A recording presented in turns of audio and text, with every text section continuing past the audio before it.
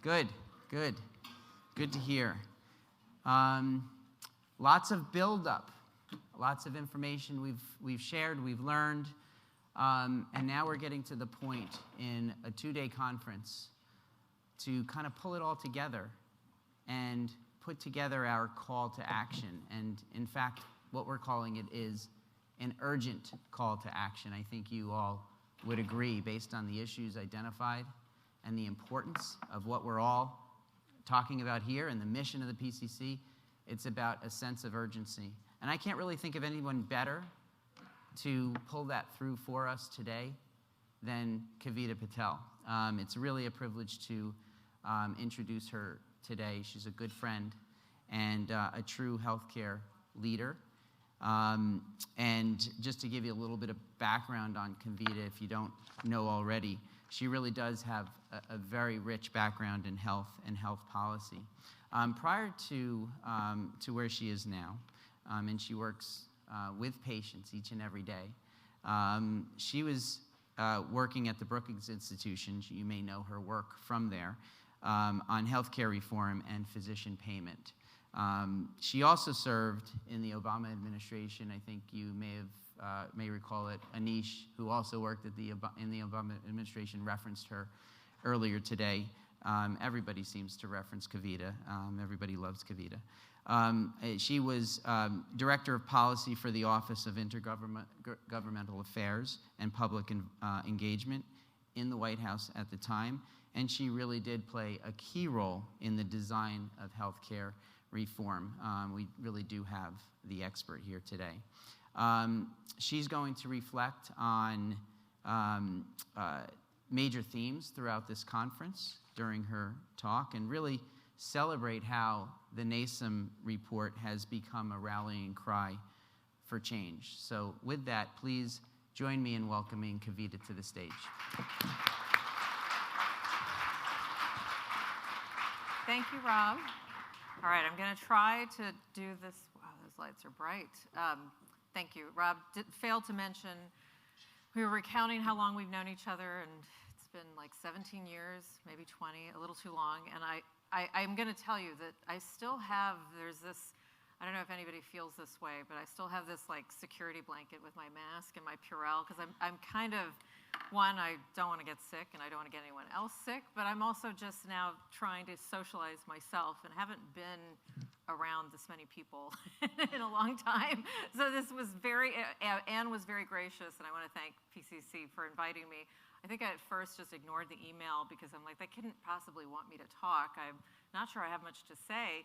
And I think as I reflect, it really has a lot more to do with the fact that I have spent the last 3 years just truly just, and I say this not to diminish it or minimize it, really being a clinician. One, because they needed a lot of us, and two, because it became for me after this career that Rob cited, it became like the one thing that I felt, not just the most gratification, but I felt like I needed to, this was the part of my career that I needed to spend more time on. And I had been practicing before that when I was at Brookings. I didn't practice in the government. And when I was at Brookings, I was able to start resuming clinic just one day a week. And I worked inside of a community practice at Hopkins, but not Hopkins kind of the flagship, but in the community in DC, Sibley Hospital, with some of you are in DC, you know, and very much a community primary care group, helping with our ACO initiatives and things that our community physicians did, and kind of grew more involved in the primary care integration there. But I'll tell you the truth, and I can just speak very freely because I don't think I'm ever going to run for political office, so I don't care if these words are held against me because they're true. I never saw, even though we talked a lot about primary care, I don't think I actually saw any sort of primary care system. I certainly was not, I was told I was part of a team, and there was like this organizational chart where I looked like I was part of a team, but I didn't really have a team. At the end of the day, it all came down to me, because even though I had teammates, 99.9% of the time, those teammates pushed everything to me. I was like the lowest common denominator in many ways. So when COVID kind of happened, it wasn't on purpose, but I had already kind of mentally decided, well, actually the Trump administration and kind of Trump coming into office made me think, you know, being a Democrat that does health policy, probably not going to be very useful. So I then decided to kind of take on this next stage of my life where I spent time primarily, which is what I do today, in a federally qualified health center called Mary Center. We're the second largest federally qualified health center in the DC area. And I had taken a lot of pride in the fact that I knew a lot about the healthcare system, but man, did I get my ass kicked and learn what the healthcare system really was working inside of a community health center. And I know some of you are very kind of familiar. We had a great panel that just reflected on Medicaid. I speak Spanish, so 97% of my patient population is uninsured, Spanish speaking only, or at least not English speaking, health literacy rates that are quite low. And even there, this is what I truly call God's work. I came home after being inside of doing some hospital work because they needed us in May of 2020 to do that, and then doing some telehealth work. We were all virtual then. So I came home from like a hospital kind of telehealth situation, and this is when we were still all, anybody who's a clinician, we were still all kind of taking off our clothes in the garage because we weren't sure if we kept our clothes on, if we would die or get our family sick. So I literally, you know, would change in the garage and then take a shower in our basement and then, you know, resume life with my family. And I remember telling my husband, I said, how is it that things are worse today? Like, I took a lot of pride in 2010. We signed this law, things are better. 2010 to 2010 to 2020, 10 years of incredible implementation. I said, how is it that we are here? And I'm brutally honest, again, not running for office, I became so frankly depressed. And I really did retreat into a hole, which is, I'm getting to the point and trying to also then talk about kind of what is, I think, really on the horizon and hopefully motivating for the future. And I really just retreated. I mean, those of you who know me didn't hear from me probably for 3 years because I just spent time trying to like balance like what I was seeing and doing with what I was hearing. And then kind of a side thing that happened was that I ended up doing a lot of media, not on purpose. In the beginning, it was, well, they wanted someone who understood health policy to talk about all the things that are wrong with the Trump administration. And then it evolved, and I think as they got to understand that I really was kind of in the thick of patient care, it became more about what's happening, you know, what's really happening on front lines. I'm an internist by training, but in our community health center, I work alongside, we are integrated, I work alongside behavioral health psychologists, psychiatrists, occasional specialists, pediatricians who actually do God's work. Like pediatricians really do God's work. And so I'm alongside like kind of a multitude, advanced practitioners, again, a team, but it all comes down to us. So this gets me to a story. I thought it would just be really relevant. I wanted to kind of touch on 3 aspects of what I not just heard in today's conference since this morning, and I apologize I wasn't here yesterday. Kind of the heart, I'll start with the heart, talk a little bit about the mind, and then end with something that has been touched on a lot, but maybe be more explicit about, which is the wallet and kind of the financial. And I think it's important to say that. So I'll touch on the heart a little bit. I've always taken like a lot of pride that I'm a very good primary care doctor, and I started to realize that it wasn't just burnout, it was a multitude of things. Colleagues who knew that I kind of had this insight into the other world that they could try to practice in, and they were asking me questions. These are colleagues who were in their 30s and 40s asking me if I thought that they should go get an MBA or if they should do some sort of executive education program because they want to get out of full-time primary care. So that's what I'm around. And then I had one day, my medical assistant, who I had worked with at that point for 3 years, she called me, she texted me, and we used Teams, and she sent me a Teams kind of text, and she's like, Doctora, I need to talk to you about something. I had a 47-year-old female patient that I inherited from a provider who had left like the previous year, did truly burn out from COVID. Inherited this woman who needed serial follow-up CT scans for kind of a suspicious pulmonary nodule that was so small that they just recommended serial CT scans. Those CT scans had been ordered. The follow-up results were always meant to be sent to the ordering physician, who was the colleague who had left, even though I had now been both attributed to her and also been pretty much the only doctor, you know, in the medical record. And I did not have a system. I still don't. I don't know if anybody does. I do want to ask people a question if they can think about not just the leading primary care organization from a care perspective, but who they think the most influential voice in primary care is for the country, just in the country. Not in DC, not in the Beltway, not in their state, but the country. And just think about that, because I'd love to hear some feedback. So my medical assistant said, Doctora, I saw that you're not getting tagged, you're not getting the inbox for these results, and there's basically been like 18 months of follow-up CT scans, and for whatever reason, the radiologist had been trying to call the doctor who was ordering, but because our system is such that it's large enough that the person on the other end would just keep taking messages for somebody that didn't even exist in the system anymore, and they didn't realize when the messages would ping back. They didn't have the team or the training or the quality control to kind of follow through to make sure, hey, that message was probably pretty important. I'm going to need to take this extra time to be able to sort out who this should go to. And she had already had this advanced lung cancer. I hadn't seen her in about, at that point, a year. And, and so my medical assistant caught this as a fluke just because she happened to see a printout on our fax, because all we do is deal with faxes all day, as you heard Anish talk about. So that was the day where I literally, how do you make that phone call? So I did it. I called her, and I said, not only have I failed you, the system has failed you. And I tell you, so, put yourself in that position, right? I'm close to that age. Put yourself in that position. I'd be so freaking pissed. I'd be so angry. I'd be so angry. This woman had the most grace. She said, thank you so much for calling me. She said, I know these things happen. And she was so graceful. And I thought, oh my God, what? I said, and I almost wanted to say, no, you should be angry. And I was very transparent, and I described exactly what I'm describing to you. But that brings me to the heart of primary care, right? This is why we do what we do. She actually said, I feel like when I've seen you, you take really good care of me and you listen to me. And I still want to cry when I think about it, because who does that? And at the end of the day, she said, I said, listen, we're going to do this. We're going to get more aggressive. I'm going to call some colleagues that owe me some favors, get you in tomorrow. We're going to manage this, and I'm going to take it on personally, which I did.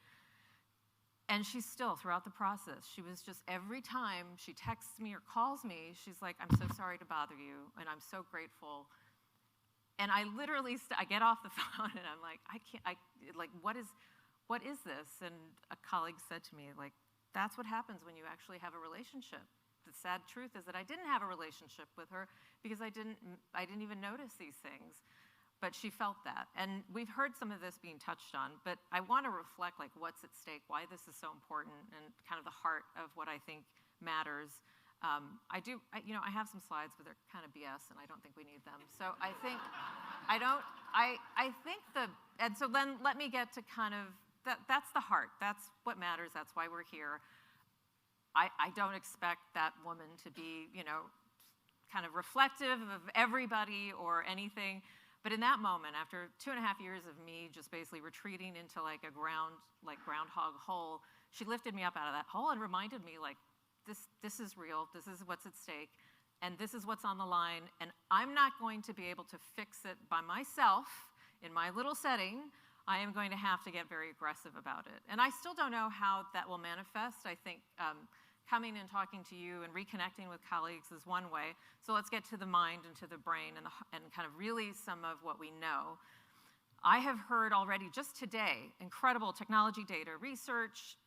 In the NASM report, I can't speak more highly of a friend now. I think he would say I'm a friend, Bob Phillips, who actually probably was the first person when I was in Washington, D.C. back in 2005 working for Ted Kennedy, was probably the first person to kind of invite me in to, then it was the AAFP, right, Bob? It was before ABFM. Invite me into the offices, introduce me to passionate people like Paul Grundy, Rob Driven, other people who are incredible, Ann Greiner, incredible thought leaders, Sherry Erickson, just people who actually do figure out how to make this happen, what I spoke about on the heart. But it's not enough, because what we're seeing now, data will show you, Michael, I'm sure you all seen Porter's study that in order for a primary care physician, somebody's probably talked about it, that I need 27 hours in a day to do everything I'm doing. ergo we cannot do this. And then even more data, but data that's helpful, where the Health Affairs article recently, just in the last several weeks, I believe, that showed that mental health nurse, a randomized trial with mental health nurse practitioners and psychiatrists seeing patients, that mental health nurse practitioners could see over 150% more Medicare patients, and that they actually were able to increase access, especially in rural settings. So then you start to think, what are all the barriers to that?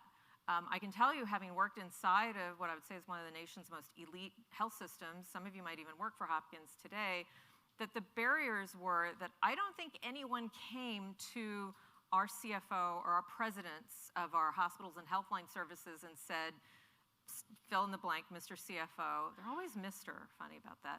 So the fill in the blank, Mr. CFO, I have a strategy to help you reduce 5% of your Medicare volume inpatient so that you can free it up to have all those very nicely paying commercial patients. In Maryland, that wouldn't work as well because we have an all-payer model. But in most hospitals, what you hear are, hey, I've got this interesting model. I want to do echo. I want to do this. I want to do behavioral health and integrate it, which is amazing. But what you have to do is lift that up and bring it, and we're getting eventually to the wallet part of this. You have to lift that up and bring it to something that can be a filter out of the noise, kind of rise through and offer a value proposition that is so tangible and may not be achievable in like 1 year, 2 years, 3 years even, but in 5 years, I will do this. And to a large employer, I will reduce or keep your cost stable. And that's where I think we're going to have to shift our conversations. I think the NASM report, I think a lot of these incredible groups and people that are in this room have probably dedicated their lives to it, but I don't know if we have actually kind of been able to kind of put the argument together and then serve this on a platter. And hospitals, I'll talk about the disruptors in a second. Hospitals and health systems are just the large entities that a lot of our medical school and advanced practitioner school, any graduate, it's a very natural thing for them to seek employment inside one of these arrangements, whether it's Kaiser Health System or Common Spirit or any of these large health systems. Just by plurality, we have a lot of people that are going to be employed in their status, and they will be part of ACOs, and they'll be told they need to be part of a REACH ACO, and maybe they're in the Blues of California plan because people like Peter Long are actually innovative and want to do these things. They'll be part of a Blues plan program. But what they really want, what they want, is to figure out how to have that relationship with that 47-year-old woman and not fail her. And so we have that mismatch. So then so the health systems, ironically, are called health systems, but there's very little systemness to it. There's electronics and revenue cycle and supply chain systems and org charts, but I would challenge any of you to tell me what system they actually use. And so how do we bring that system to them? It's by creating kind of not just the financial argument, but also creating the pieces so that when young people come in and they are employed in those settings, that what they learn is to be in a system and not to be in what I learned, which is, all right, I got to check my Blues dashboard. It was a Care First dashboard when we were doing PCMH. And then I would look at the payer, and if they had Medicaid, I'd say, oh shit, that sucks. I'm not going to get anything for this patient. And then if they had MA in our region, they're not going to get anything. If they have this plan, they will get something. How twisted is that? That's like what we call a system. So, all right. So then let's get back to let's talk about the disruptors. I think several people this morning have mentioned some of them: Oak Street, Iora, ChenMed. There's a growing litany of these disruptors. Does anybody have any idea of what percentage of patients are being served by what I'd call the disruptors? You can shout. I can't see anybody, so you won't embarrass yourself.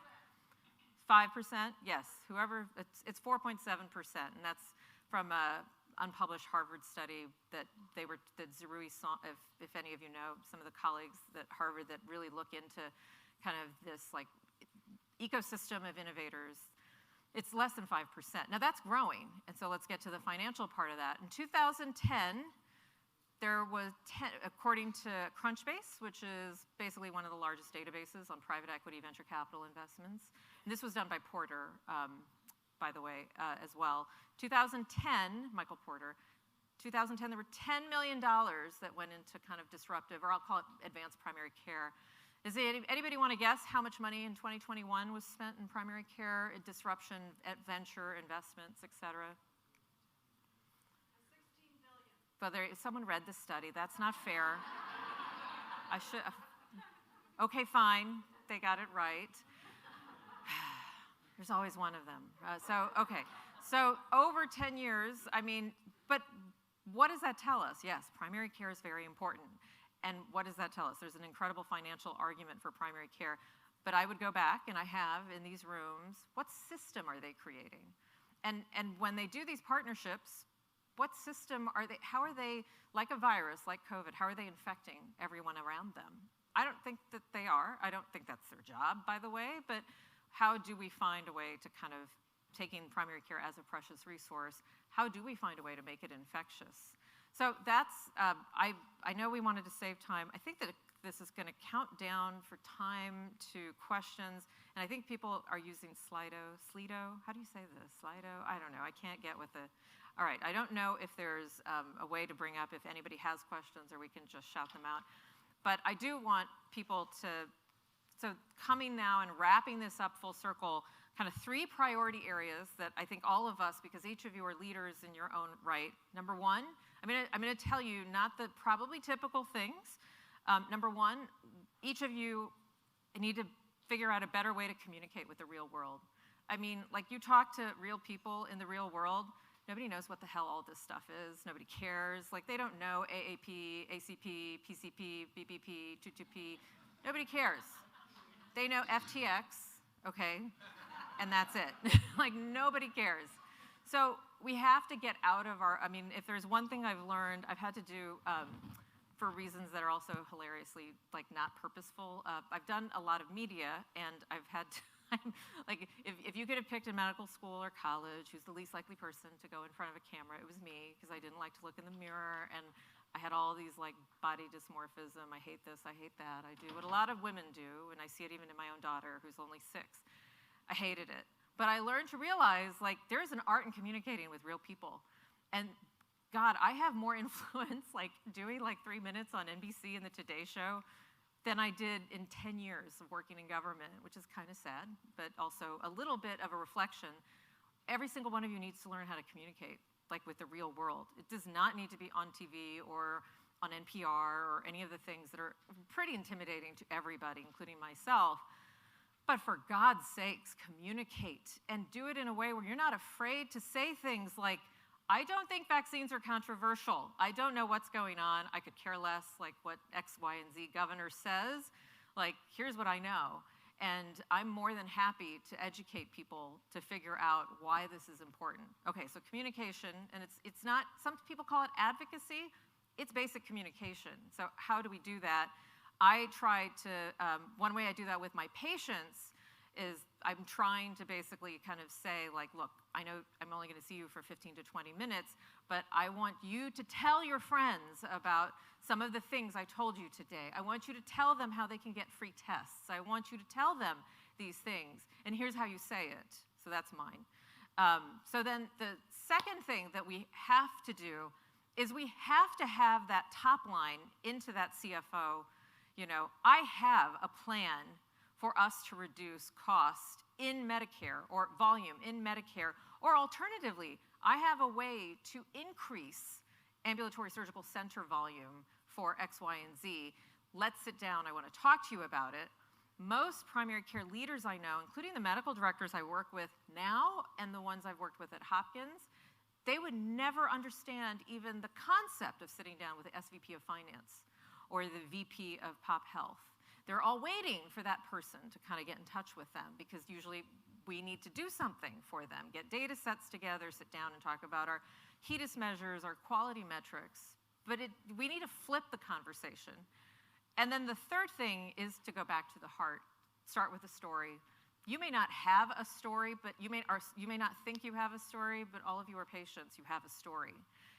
I have talked to more people of this caliber of incredible excellence in the room during the last 3 years who couldn't figure out how to get a vaccine when vaccines came out, who couldn't figure out how to get their child into an ER. right now because of RSV, and Mark Del Monte is here. I mean, AP is taking it on the chin on like a daily basis because guess what? The world might be tired of wearing masks, but we have kids and then older adults dying of RSV every day that could have been prevented by some of us washing our hands or avoiding, doing these things. So the third is really, there's a heart in all of us that I think we could absolutely tap into and then lead that back to number one. So, all right, I know there's some questions. I'm gonna just go ahead and, because I see I have 5 minutes. All right, a lot of BS and no system. How would you suggest recreating the system? Any system at all. So thank you for asking that. Number one, I do think that to beat that example of data from training and just integration of advanced practitioners, this is going to cost time and money to get a system. I think that it's incredibly important to get everybody physically aligned on how and what the strengths are of a team, and that team literally can be virtual. There's no need to have it be in person. But the best is to do kind of an assessment. Someone has to take responsibility to do an assessment. I would say it's an inventory assessment. Like, what do you have? Literally, you've got maybe you have 6 MDs, 10 nurse practitioners, 2 triage people. So you could do an inventory assessment and slide out your strengths and weaknesses. Our weaknesses are our triage points in our clinic, for example. Our strengths are this incredible backbench of clinicians who are just kind of told what to do and forced into an eClinical Works scheduling system.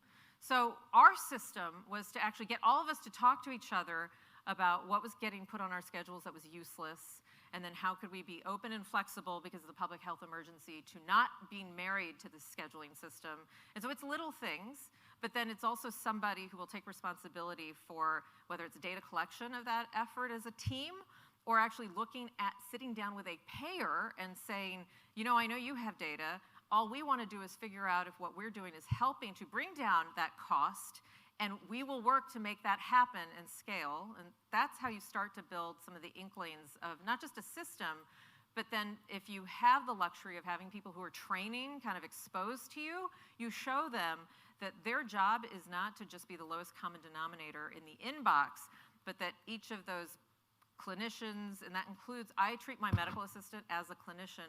Why? She's the one that caught that 47-year-old, by the way. And she's probably one of the most savvy people who kind of understood. This woman gets paid $17 an hour, but she probably has much higher of a role for when danger happens. And that's the system.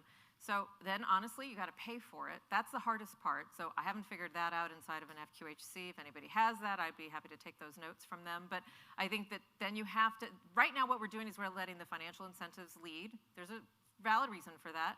We've got to flip that and try to actually say, what do we stand for? What team are we?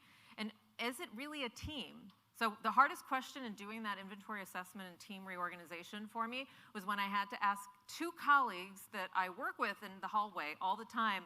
I said, will you get my back when things happen? Can I send stuff to you if I need help? And I will do the same. And how can we create like curbside consults? How can we create a culture where when I have a funky skin rash, it's so much easier for me to just say, refer to derm, because I don't know, or my sister's a dermatologist, and I take a picture and send it to her because I don't know. And usually the answer is put cream on it, or don't put cream on it. Like the number of times she texts me and she's like, put hydrocortisone cream on it. I'm like, that's not helpful. Like I'm not that dumb. And so, but when can I do, can I grab a colleague and say, I got to run this by you? By the way, those of us who are old enough to remember the old days of primary care, that's actually what we did. Like, that's what we did when we had group practices and we worked with each other because we were a team and we got to know each other and we actually got each other's backs. So that's I have a lot more. I should probably limit. I could go on and on about some building elements of teams, and that does involve honoring the different roles, and that also involves honoring advanced practitioners. Like if you want to go to a level of hate that is just incredible, go onto any physician Facebook group, and the way they talk about NPs and PAs is like mind-blowing. Now, granted, I do not like the idea that someone thinks that me with my 14 years of added education is equivalent to an NP or PA. I don't think they would say that, but it certainly feels like it when we're getting swapped out and substituted. That is not a team. I should not be seeing the same volume of patients as an NP. I should be doing more kind of, not just group visits, I should be command control triage so that 6 NPs can see more people. By the way, that's what disruptors do in many of their models, right? ChenMed, this, that. I mean, there's just a lot of value to learning that. Why does that only work? MA, right? They've got this ability to take this kind of per capita, this population budget and do it. But we have to find like a way to get to that even under a fee for service or some of these lack of financial incentives in your environment. I have 5 seconds. So I'm not smart enough to know which one to take. Patients who, I'm going to do this one. What would you say to patients who are exhausted and frustrated trying to get basic care without any system in place? How can you find good primary care? You have to be your best advocate. So one thing, the second most common call I get are from people of all types, say age, socio, race, ethnicity. I can't get a good primary care doctor. Notice good. They're like, I can get someone, she never looks at me, he never looks at me. She seems like she's so always in the computer. How can I get a great primary care doc? And oh, by the way, I can't pay $5,000 a year for a concierge physician. So, you know, you have to be your best. You have to actually, you're not going to get good primary care in the current setting because let's be honest, if you can pay for it, you can get it, but most people can't. And you can get lucky and you can find some of these like gems, maybe my clinic in PG County, we try, but people don't like to come to my clinic because it's like visually unappealing because we're in kind of a dilapidated building, we have rats, which is super gross, and not clear to me how like that's not some sort of like health violation, but whatever. I'm in like full gear, so I guess I'm okay. But it is the hardest question I get, and the answer I give, I do try very hard to match people, and I make calls to colleagues that are already booked and try to squeeze them in. But then I tell people what you need to do when you see that doctor, or even if it's like a doctor on demand, is this list of things. And I need you to be a pain in the ass to do it. And I also need you to have someone in the room, if you can do it on telehealth, the beauty of telehealth you can have, and Bob Phillips and I were talking about this because he does this with his patients, I can see their loved one who is oftentimes a better advocate for that person than they are, and that's how you can get better primary care. Bring someone in with you, insist on bringing someone in with you, and also have somebody, you know, have a way to understand and what you should have a right to. Okay, the clock is at 0, which is like, get the hell off the stage time. So I'm gonna try to, so go back to the heart. Just go, you know, not a night goes by where I don't think, how many other patients have I missed something terrible on? And it certainly made me every day want to walk away from the profession at times. But bring it back to those 3 things. And I'm more than happy, I have to leave like in like probably half an hour. Not that anybody wants to talk to me after, but if anybody wants to talk, I'm more than happy to figure out or dive deeper into ideas. But I do want to I can't thank PCC enough. I wasn't 100% sure why you invited me, but I at least feel like it's been an incredible culmination of 3 years where I get a chance to reflect on this. So thank you.